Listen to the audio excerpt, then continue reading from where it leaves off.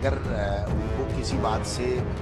लगा हो, जो उनके कोई भ्रम हो गया हो या उनको किसी ने फीड कर दिया हो कि ऐसी बात होगी, तो मैं स्वयं जा करके उनके घर पे मेरे बड़े भाई की तरह है, मैं उनका भ्रम दूर कर सकता हूँ, या कोई बात हो तो उनको हर्ट हुआ हो तो खेद प्रकट कर सकता हूँ। देखिए, जिस प्रकार से एक मंत्री के द्वारा स्वर्गीय प्रधानमंत्री इंदिरा गांधी जी, जो भारत रत्न हैं, उनके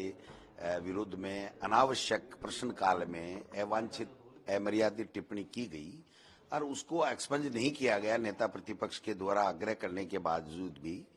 तो हम लोगों ने भी आग्रह किया माननीय स्पीकर महोदय से आगे बढ़ करके डास्क तक जाकर के कि इसको अमर्यादित टिप्पणी को माननीय अध्यक्ष महोदय आप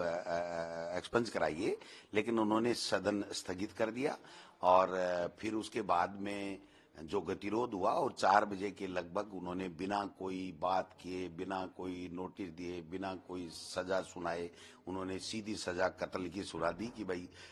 6 लोगों को निलंबित किया जाता है। और अशोभनीय व्यवहार के कारण से मैं समझता हूं कि ये परंपरा रही है यहाँ विधानसभा की कि इस प्रकार से जब कोई बात होती है तो आगे तक जाकर के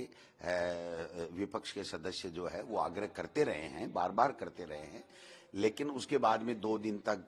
अजमेर चले जाना माननीय स्पीकर साहब का, बात नहीं करना, डायलॉग नहीं होना, और उसके बाद में आने के बाद में सारी बातें सेटल हो जाना, उसके बावजूद बीच में वार्ता से उठ करके सदन चलाना, फिर वापस गतिरोध होना, फिर वापस बुलाना, फिर खाना खिलाना, फिर समझौता होना, समझौते मुताबिक हम लोगों का बाहर जाना, फिर बाहर जाकर के वापस आना, फिर 3 बार मेरे द्वारा खेद प्रकट करना, जूली साहब के द्वारा करना, पारिक साहब के द्वारा करना, और उसके बावजूद उस मंत्री की टिप्पणी बरकरार, उससे नहीं बुलवाना और बार बार ये कहना कि ऐसा बोलो, ऐसा बोलो, ऐसा बोलो। उस पर भी हमने तो कह दिया भाई आप पहले मंत्री की टिप्पणी से शुरुआत हुआ है तो मंत्री टिप्पणी वापस ले और खेद प्रकट करे, उसके बाद में कोई बात रह गई हो तो हम सदन चलाना चाहते हैं वो बात भी कर लेंगे, लेकिन सदन स्थगित हो जाना और उसके बाद में बाहर निकाल देना, कोई चर्चा नहीं करना, अनर्गल आरोप लगाना, ऐसी बातें हुई थी, ऐसा हुआ था, ऐसा हुआ था, झूठी बातें करना,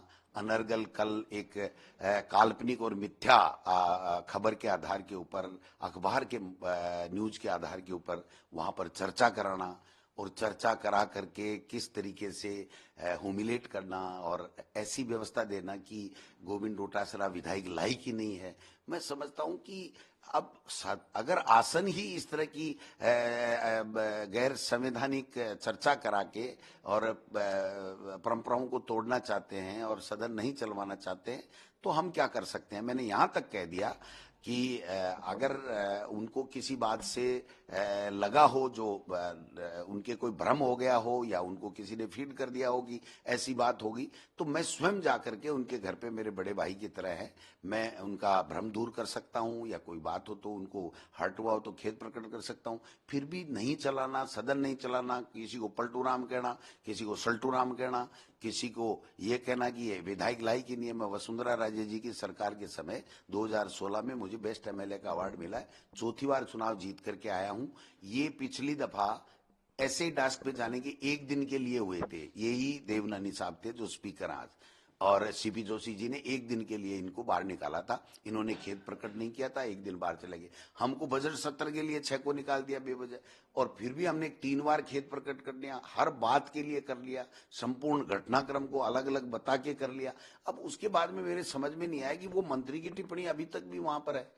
और वो मंत्री खेद नहीं प्रकट कर रहा है। तो ये जो इनका आपस का जो आरएसएस का या मुख्यमंत्री जी का या स्पीकर का, मुख्यमंत्री जी का, किरोड़ी जी का या इनके मंत्रियों का जो आपस में गतिरोध है, जो आपस में नाराजगियां हैं, जो समन्वय नहीं होना है, वो हम पे भारी पड़ रहा है, विपक्ष पे, और विपक्ष के मुद्दों पे और जनता के मुद्दों पे भारी पड़ रहा है। इसलिए हम लोगों ने फिर आग्रह किया है कि भाई आप लोग उस अवांछित टिप्पणी को हटाइए, प्रतिपक्ष को साथ लीजिए और बजट में नेता प्रतिपक्ष को बुलाइए, और उसके बाद में जो मुख्यमंत्री जी हों या वित्त मंत्री जी हों वो अपने बजट की खूबियां बताएं, लोगों के बीच में ये बात जाए। ये पर्सनल ईगो का सवाल नहीं है। और अगर अध्यक्ष महोदय ये कहते हैं कि साहब सदन स्थगित था तब ऐसा हो गया, ऐसा हो गया, और अखबार की काल्पनिक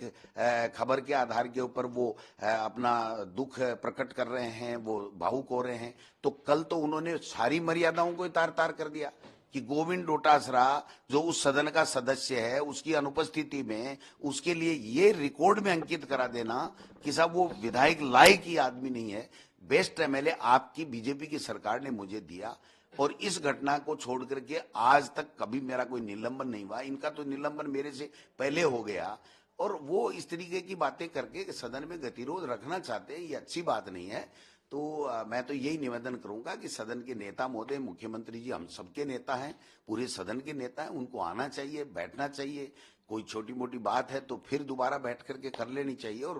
प्रतिपक्ष को लेकर के बजट की अपनी खूबियों को बताना चाहिए, और हम उनमें कोई जो कमी खामियां हैं वो बताएंगे। ये अच्छा है। सदन जनता का है, जनता के लिए है, जनता के मुद्दों पे है। अनावश्यक टिप्पणी करके मंत्री अगर प्रवोक करके और सदन को बाधित करे और फिर उसके बाद में चर्चा नहीं करे, अनर्गल किसी को पलटू राम कह दो, किसी को सल्टू राम कह दो, भाई अब सत्ता के मद में हो, आप कुछ भी कह सकते हो। सत्ता भी आपकी है और अदालत की आपकी है, आप ही आरोप सुनाने वाले हो। हम तो किसी को फरियाद भी नहीं कर सकते। आप बताइए किस तरीके से आज जो अखबारों में आया, पत्रिका में आया, राजस्थान पत्रिका में, तो कोई ये इनको किसने अधिकार दिया कि मेरी अनुपस्थिति में वहां मेरे लिए ये कहना कि ये विधायक लायक ही नहीं है? तो ये भी कह सकते थे कि ये आदमी नहीं है। तो मतलब ऐसी बातें करना, और फिर वही आदमी जो इस तरह की बातें करे वो कह रहे हैं हमको ये कह दिया है। मैंने कोई अमर्यादित टिप्पणी नहीं की, कोई आसन का अपमान नहीं किया। कोई ऑडियो वीडियो इनके पास में कोई है तो आप बताएं। अगर कोई सदन के रिकॉर्ड में कोई चीज है तो मुझे बताएं, फिर मुझे लगेगा तो मैं उनको जाकर के खुद उनके घर पे जाकर के, बड़े भाई हैं, मैं उनका भ्रम दूर करूंगा। लेकिन इस तरीके से सदन को बाधित नहीं करना चाहिए। हम चाहते हैं कि ये सदन चले, जनता के मुद्दों पे बात हो, स्वादपूर्ण वातावरण में हंसी खुशी से हम जनता की समस्याओं को हम उठाएं, वो समाधान करें, ये बात होनी चाहिए।